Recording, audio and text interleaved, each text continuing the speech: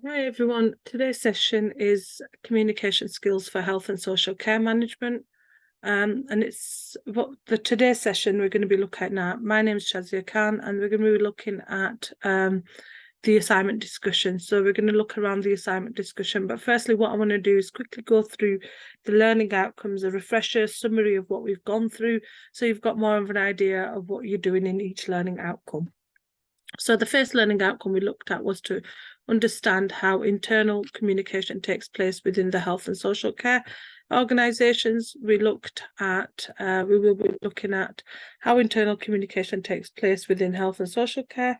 We're going to explain the process for communication within health and social care organisations and assess the appropriate use of modes of communication for different sources.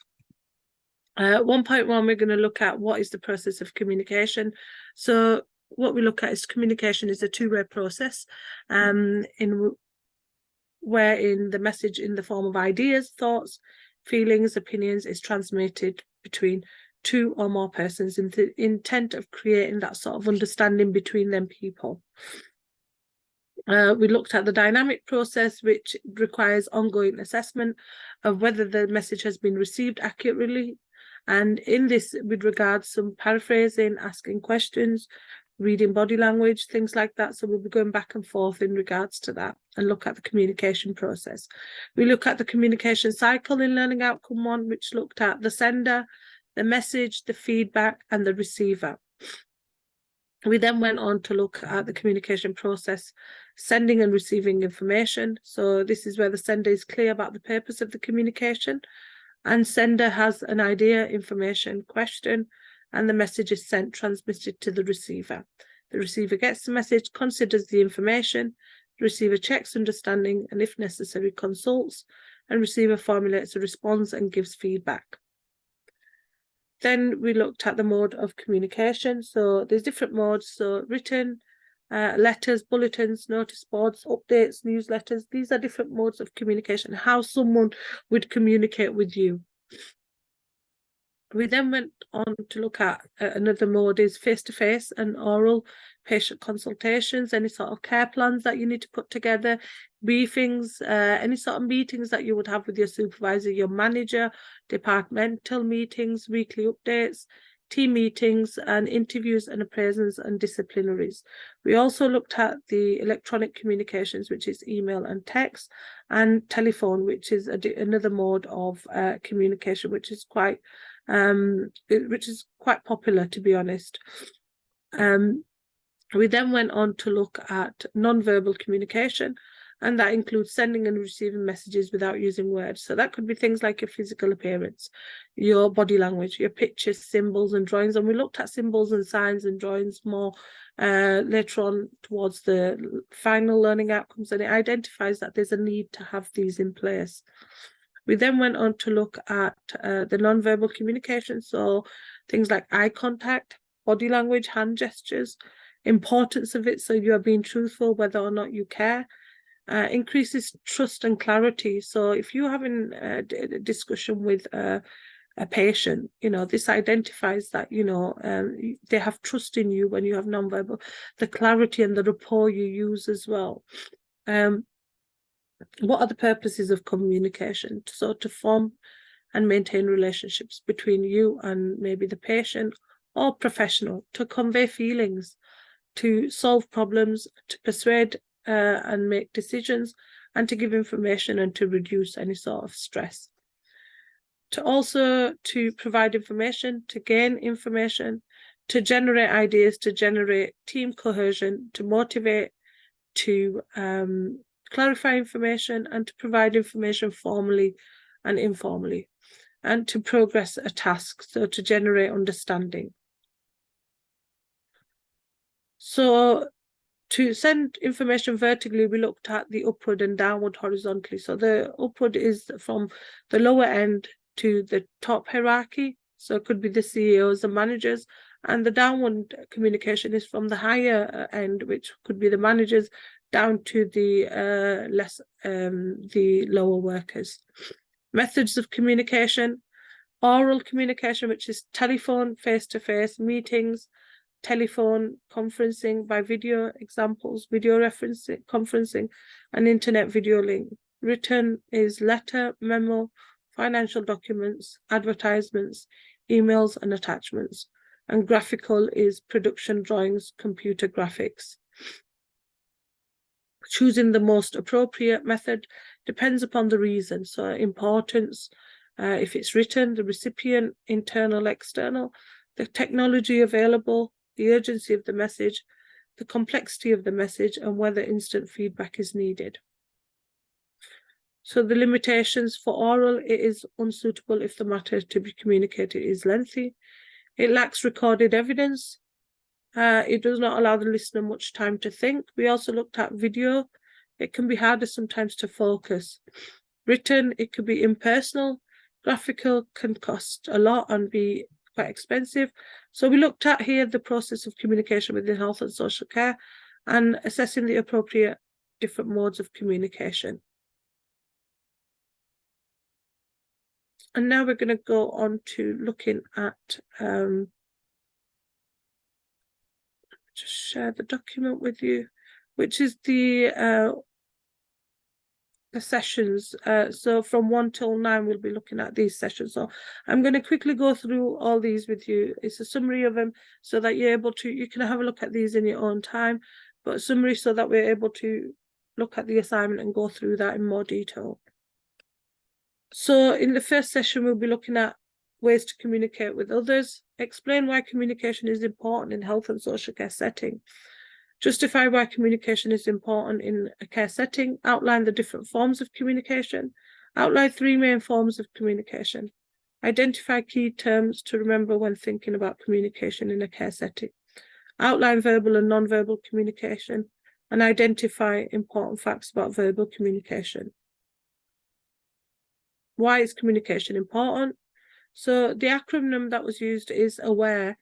Firstly, to announce your presence, to welcome the patient, ask if there's anything the patient needs, review what was done and explain when the next service will be, and exit with a kind word. Why is communication important in health and social care setting? Interpersonal development. It develops positive relationships, allows information sharing, allows experience to be shared, and people are able to express feelings and concerns, and asks to develop own knowledge and understanding. What are the 3 forms of communication? We've got verbal, non-verbal, and alternative. Blind shapes. So these are hospital workers need to be able to communicate effectively with each other, particularly when delegating tasks and trying to accomplish a common goal. Blind shapes reflect on your communication used. Key terms to remember: communication is the exchange of information between people. The contents is the circumstances, setting in which an event occurs. We looked at verbal and non-verbal sorting. We then went on to look at verbal communication. And then session 2, we look at the outline percentage of verbal, non-verbal communication used. Identify 4 contexts of communication. Explain formal, informal letter writing. Identify what body language can include. Identify the use of eye contact in relation to communication. Outline emotions. Identify the use of postures in relation to communication. Describe your own personal space tolerance. Outline people with space zones and outline gestures. So verbal communication and non-verbal communication. We looked at context of communication and their beliefs, so one-to-one sessions, group discussion, formal and informal. We looked at body language, includes the posture, facial expression, eye contact, appropriate use of touch, personal space, gestures, non-threatening use of body language. We then went on to look at eye contact. What does eye contact do? It expresses emotion before beginning conversations. Eye contact is made to signal that you are readiness to speak or listen.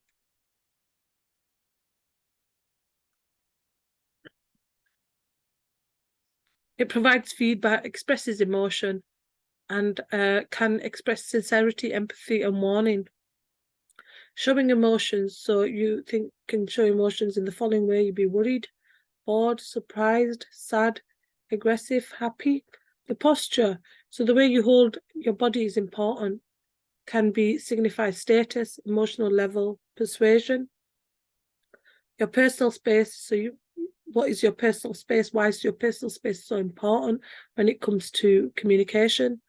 Space zone we looked at. We looked at the gestures. Then in session 3, we looked at identifying key elements of effective communication, consider a variety of communication methods used within care settings, explain why clear communication is so important, explain key information needed on handover notes, and justify how others can perceive you as a care worker due to communication skills. So we looked at an activity that we did. We also looked at the communication cycle.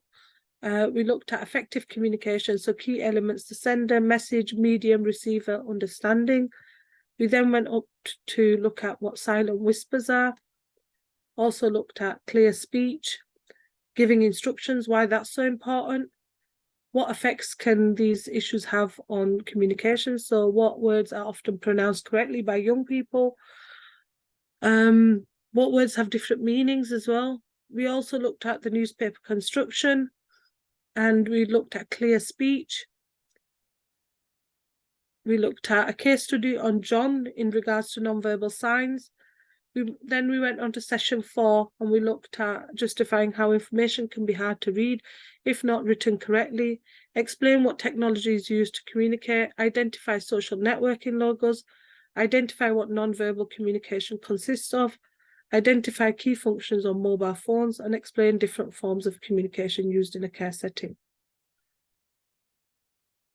We also looked at changing articles. So we looked at what technology to use to communicate, right answers on the classroom. So things like infrastructure, telephone services, audio conferences, voice messages. These are different technology that they would be used.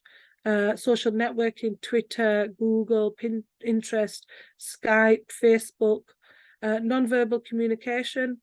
We then went on to mobile phones, how they facilitate communication, posters, and computer time. We then went on to look at another case study, and then went on to session 5, which was to look at body posture and how body posture demonstrates importance and when you could consider communicating. We then went on to look at a role play on the case study of John in regards to his carer. We then went on to look at why must we consider when communicating, what must be considered. So the context of communication, we must consider one-to-one, group, who the people are, parents, carers or service users, child or professionals. We need to consider things like culture, age, reasons, time, resources. We also need to look at communication being a two-way process and about listening and understanding to others, the importance of good listening. We went to look at active listening, the importance of that. We went to, again, look at active listening in respect of the case study of John. We then went on to session 6, which was looking at justifying how easy it is to get a message across and confusion, alternative forms of communication, identifying difficulties with communication, how they can be adopted in order to help the individual, and explain positive and negative forms of communication. So we had some drawing images with feedback. We looked at communication difficulties. We also looked at alternative forms of communication that could be used.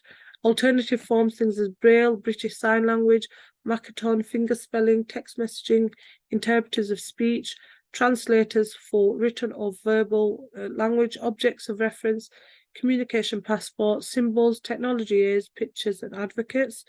We looked at communication table. We also looked at alternative communication table. Then we went on to session 7. We looked at what Braille is, identify where Braille came from, outline your own name using Braille, analyze ability to complete and read Braille, identify where Braille is used today, and outline where that can be used for Braille. We started off with identifying what's Braille and why it's needed for people that are blind and partially sighted. We then went on to look at where Braille came from, the history around it, and there's a video there on the history around it. We then went to look at some signs, that is basic Braille alphabet.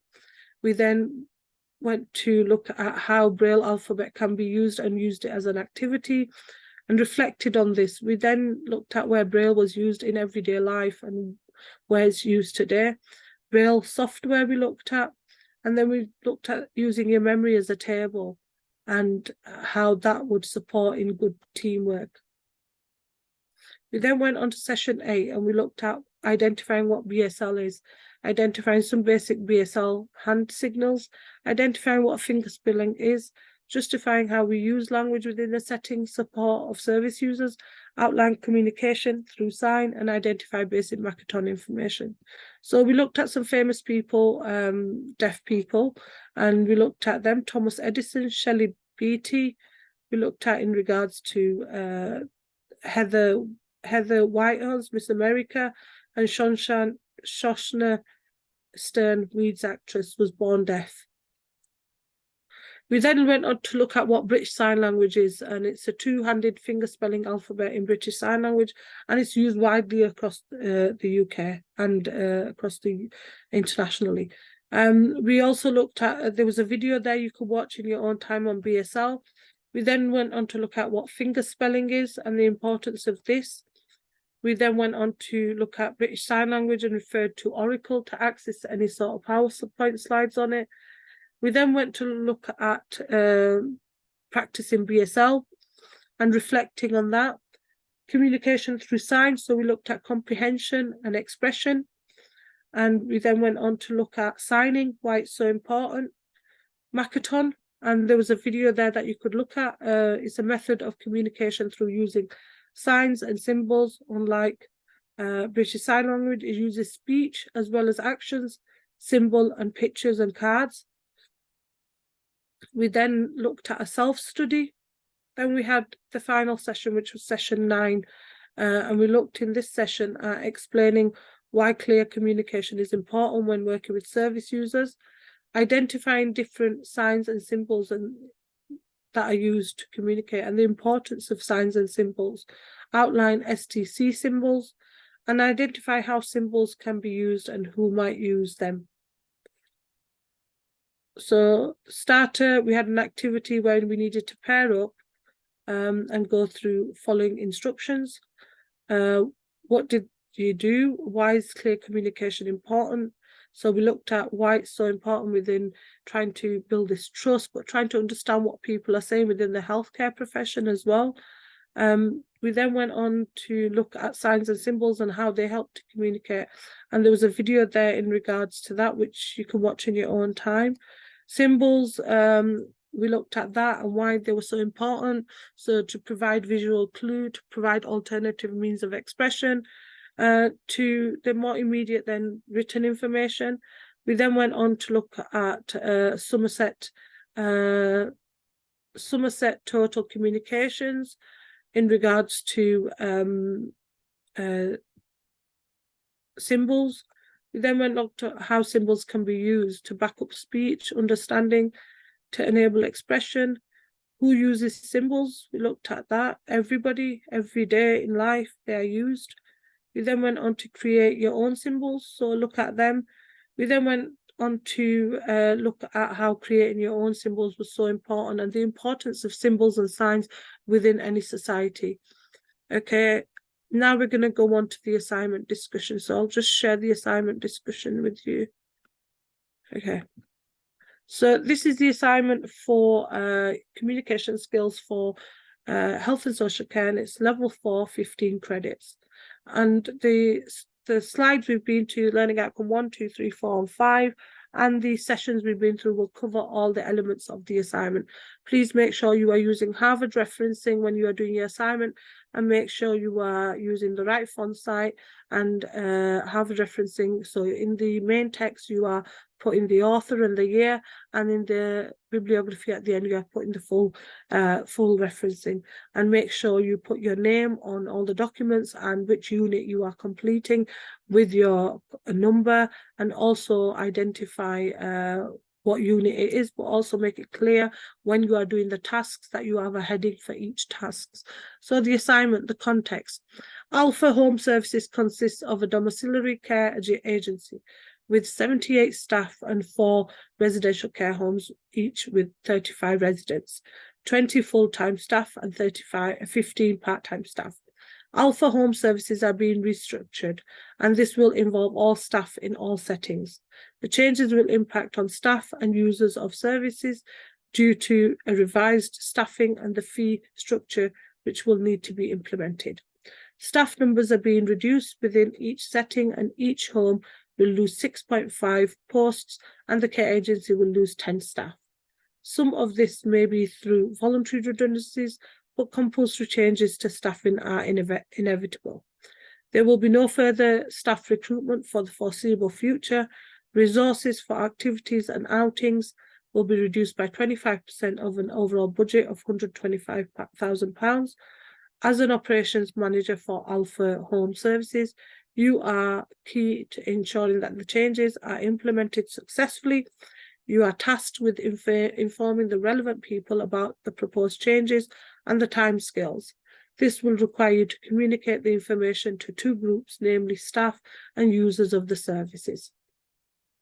The key changes will impact on staff and the people accessing domiciliary and residential care services. The reduction in staff levels, resourcing, and a review of roles and responsibilities will impact on both of these groups. The reduction in resources for social and leisure activities will further complicate the issue which will arise. Delivering the required information is not going to be easy. The contractual position of staff will change, and users of the service rely on consistent hours and access to services. Inevitably, there will be a great deal of resistance that this must be taken into account. Individual meetings will need to be arranged to clarify matters arising from the initial interaction. After you have communicated the required information, you must evaluate the approach you used to ensure it was effective. So you must, complete the task, you must work around this quick case study of ATHE Home Services. So task 1. There will be 2 meetings, one with staff and one with users of the service. You need to be fully prepared. Produce detailed proprietary notes which look at, in task 1, assess the different modes of communication you could use for the 2 groups in ATHE Home Services. Things like, written, different modes, letters, bulletins, notice boards, etc. Assess the impact on personal relationships will have on effectiveness of these communications. Assess the impact of non-verbal communication on oral communication, so things like posture, body language, touch, facial expressions.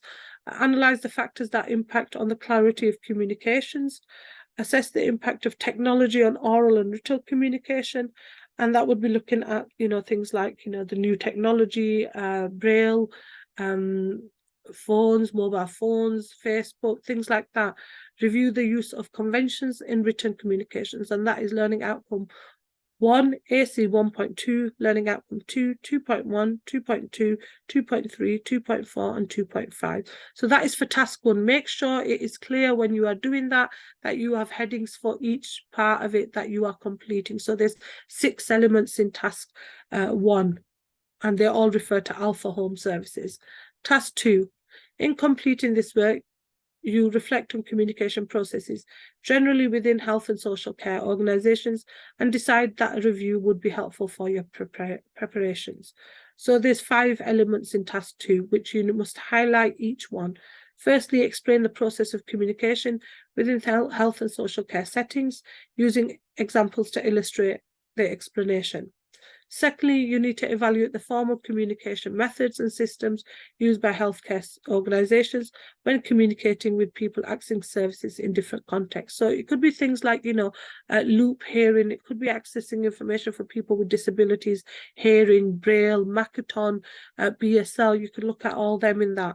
Then assess communication skills needed to face-to-face interactions in different contexts and using examples. So, the fact that it's non-verbal communication, why face-to-face is so important in regards to communication skills. So it's things like understanding, being able to have this interaction with the individual that you are interacting face-to-face with.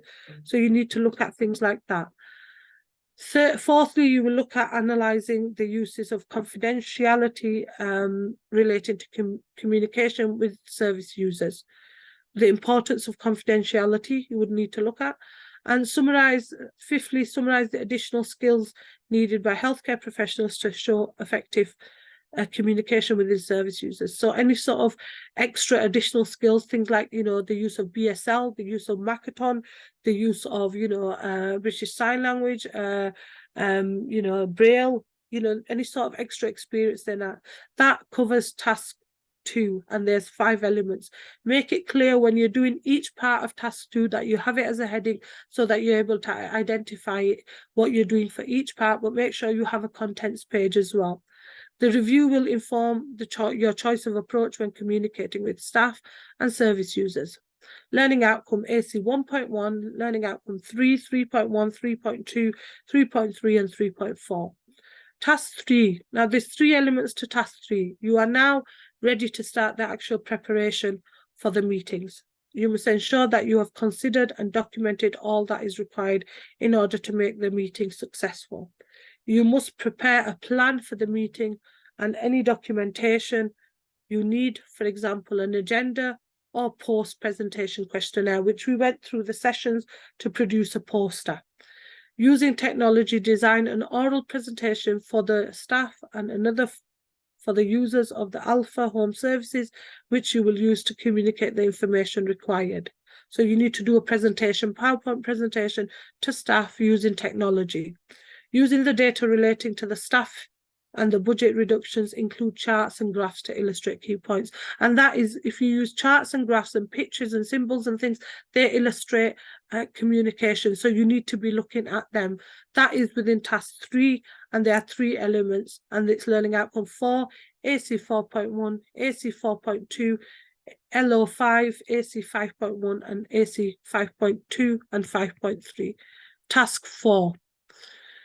Carry out your presentation, answer any questions from participants and ask for their feedback afterwards using a pre-prepared questionnaire. So you need to look at the questionnaires which are on Moodle. They are pre-prepared for you to use and identify any sort of questions and feedback. Document the outcomes of the meetings by recording key action points which have been emerged and any unresolved issues. On the basis of the information you have gathered and your personal reflection, assess the effectiveness of your own oral and written communication. So look at your own, reflect on your own personal experiences in regards to your own oral and written communication with reference to, any sort of information you've looked at previously. All of this information will be used in a briefing session with senior managers at ALPHA Home Services. This covers learning outcome AC 4.3, 4.4, 4.5, learning outcome 5, AC 5.2 and 5.4. Make sure there's 3 elements in task 4. You need to make sure that you are clear when you are doing task 1, 2 and 3 and 4, and each element that is within each task, use that as a heading and then write within that. Make sure you have a contents page. Make sure you are using Harvard referencing throughout, and make sure you are checking your spelling as well, because that's so important in regards to that. But make sure it's clear on what task you are doing and how you are doing each task. So guidelines for assessors is learning outcome 1, 1.2, learning outcome 2, 2.1, 2.2, 2.3, 2.4 and 2.5. The notes must be detailed and address all the command verbs. The learner should use exemplify material to illustrate the points and made and demonstrate their understanding of learning outcomes. In the task 2, learning outcome 3 and learning outcome 1, the review should be comprehensive. The evaluations and assessments should lead to judgments about the communication methods, systems and skills needed and used. The learner should use examples from practice to illustrate the work. So every time they ask you for examples, make sure you are giving examples, okay? Any sort of examples in the health and social care profession, any sort of examples in how you communicate and different modes and things like that. So you make sure you are using examples, okay? In task 3, it's learning outcome 4, AC 4.1, 4.2, learning outcome 5, AC 5.1 and 5.2 and 5.3. The materials produced need to take into account the context of the meetings and the difference in groups of participants. The materials must be clear and contain graphical elements which accurately reflect the data provided.